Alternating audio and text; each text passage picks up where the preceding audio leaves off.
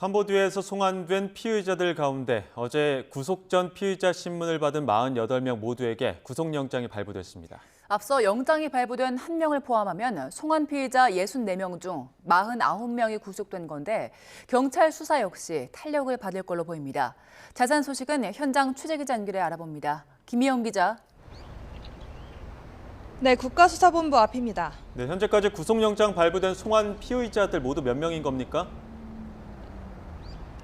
네, 캄보디아에서 한국으로 데려온 64명 가운데 현재까지 구속된 인원은 모두 49명입니다. 앞서 경찰은 59명에 대해 구속영장을 신청했고 검찰은 1명을 반려해 58명에 대한 구속영장을 청구했는데요. 우선 충청남도 경찰청에서 수사를 맡은 45명에 대해서는 전원 구속영장이 발부됐습니다. 경기 북부경찰청에서 수사를 맡은 15명 중에서는 11명에 대해 구속영장이 신청됐는데요. 도주 우려가 있다며 1명이 구속됐고 나머지 10명은 오늘 의정부 지방법원에서 차례로 구속 전 피의자 신문을 받습니다.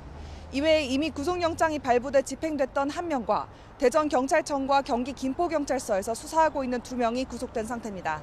이들은 캄보디아 현지 범죄단지에서 중국계 조직의 지시에 따라 보이스피싱이나 로맨스 스캠 등 각종 사기 범죄에 가담한 혐의를 받고 있습니다.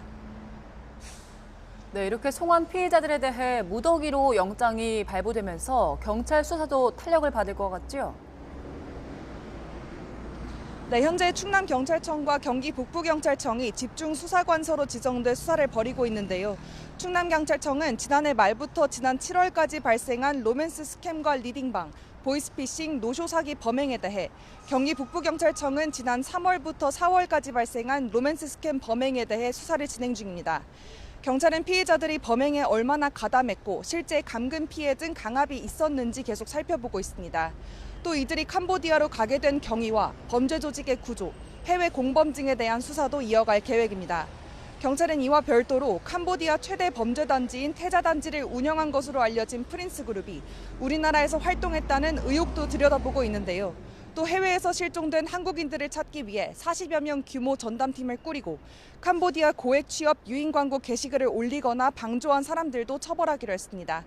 지금까지 국가수사본부에서 YTN 김희영입니다.